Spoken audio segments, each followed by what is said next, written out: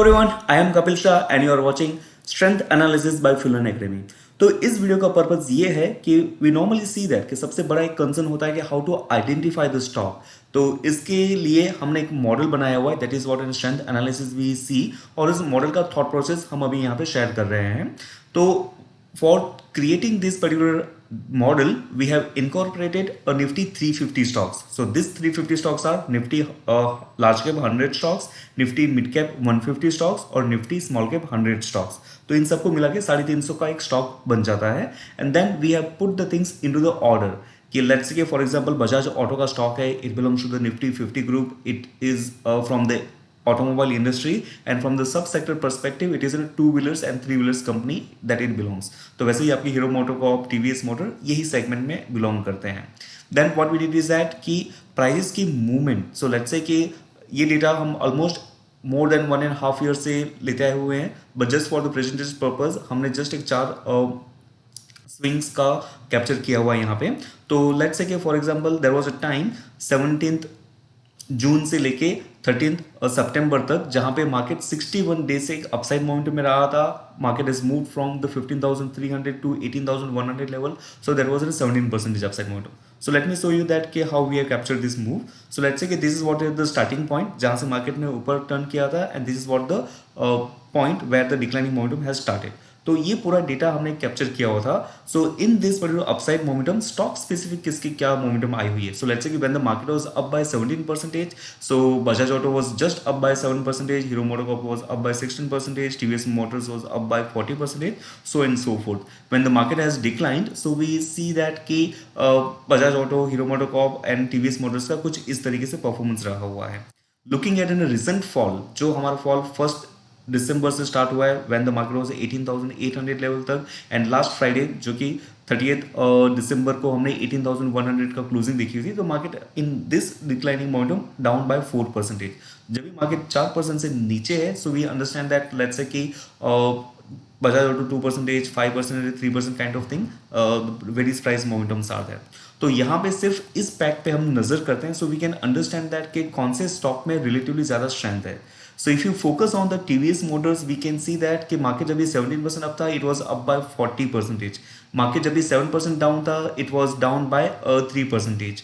Market फिर next time there was a little bit less performance from the automobile 2 and 3 wheelers के 12% up था, it has just up by 4%, and market is down by 4%, this stock is up by 3%। तो तीनों को compare करके we can sense that कि TVS Motors आपका एक out performing stock है। और this is what the data for this recent declining momentum. और बाकी की जो पहले के 1-1.5 साल की जो हिस्ट्री कैप्चर की हुई उसकी हम एवरेज करते हैं। So this are the average of previous moves that we see. So here also the TVS motor stands out. So there was one way to look at कि पर्टिकुलर सेक्टर में, particular sub sectors में कौन सा stocks moving है, कौन सा sectors moving नहीं है। That was one way to look at the thing कि स्विंग के बेसिस पे हमने एक प्राइस का परफॉर्मेंस लिया हुआ है। बट स्विंग में कभी दिक्कत ये आती है कि there are certain kind of sectors जो काफ़ी ऑफ लेटली चलते हैं, and then they have a very good amount of thrust either on the upside और डाउन साइड।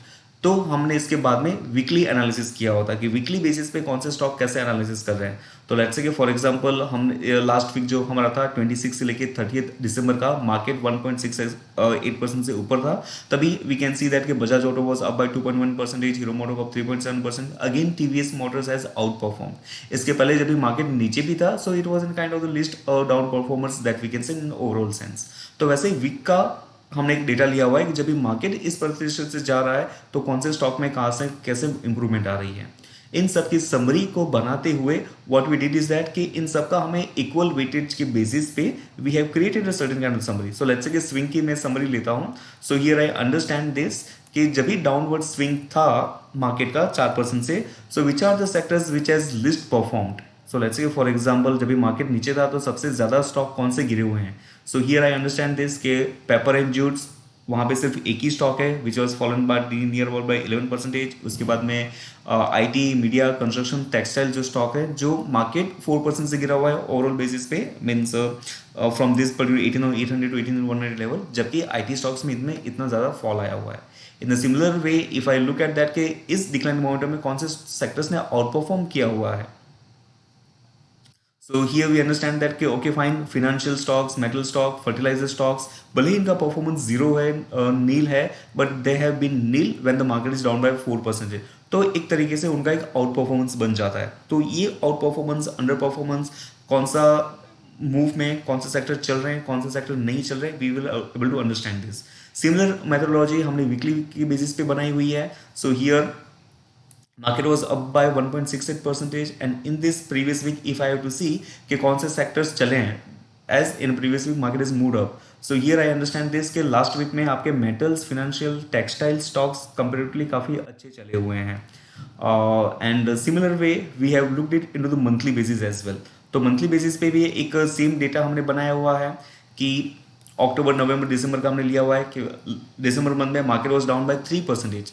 तो स्टॉक स्पेसिफिक हमने रिटर्न दिए हुए, लेट्स से कि 3M इंडिया 6% से डाउन था, आरती ड्रग्स 1% से अप था, सो एंड सो फोर्थ। और इसकी जब भी हमने समरी बनाई हुई है, so we come to know that कि ओके फाइन, जब भी मार्केट 3.5% से डाउन था, so which sector was the highest fallen. So let's say कि हम यहाँ पे स्मॉलेस्ट टू लार्जेस्ट करते हैं। So paper it comes into the common way, IT, telecom, construction, textile, ये सारे स्टॉक्स काफ़ी ज़्यादा नीचे गिरे हुए हैं। When the market was down by 3%, which stock was highest moved? So financial services, metal, cement stocks, ये इन्होंने काफ़ी अच्छा परफॉर्म किया था। Mainly financial and metal stocks did comparatively well. तो हर एक स्विंग के बेसिस पे, वीकली के बेसिस पे एंड मंथली के बेसिस पे हमने एक सेक्टर का परफॉर्मेंस इक्विवेलेंट बेसिस पे निकालने की कोशिश की हुई थी, एंड एट लास्ट हमने इन सबको कॉलेट किया हुआ है।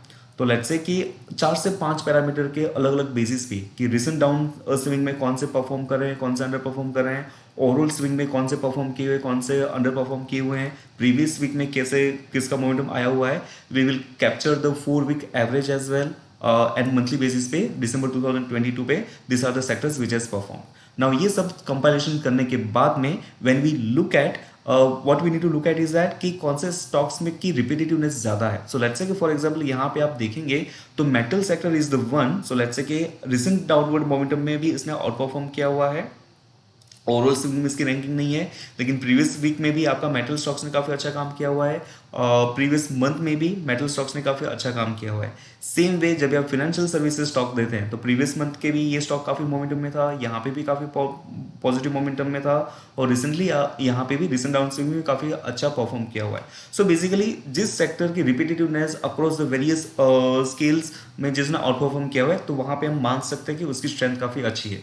तो लेट्स से कि for me if I have to look forward for the positive setups के स्टॉक मार्केट के साथ में हमें लिंक करना होता है। लेट्स से कि मार्केट पॉजिटिव मोमेंटम में है, रेजिस्टेंस ब्रीच कर रही है, so at that time it is ideal to look at कि फाइनेंशियल सर्विस स्टॉक्स में क्या चल रहा है, मेटल स्टॉक्स में क्या चल रहा है, even the power sectors also. So power in recent down side momentum, overall swing में भी और प्रीवियस वीक में भी पावर सेक्टर्स का काफ़ी अच्छा एक रुझान रहा हुआ था। So it gives us an understanding कि कहाँ पे किसकी कितनी स्ट्रेंथ बनी हुई है। Same way on the bottom side कहाँ पे कौन से स्टॉक्स में ज़्यादा सेलिब्रेशन बन रहे हैं, मार्केट के मूवमेंट के साथ वो नहीं चल रहे हैं।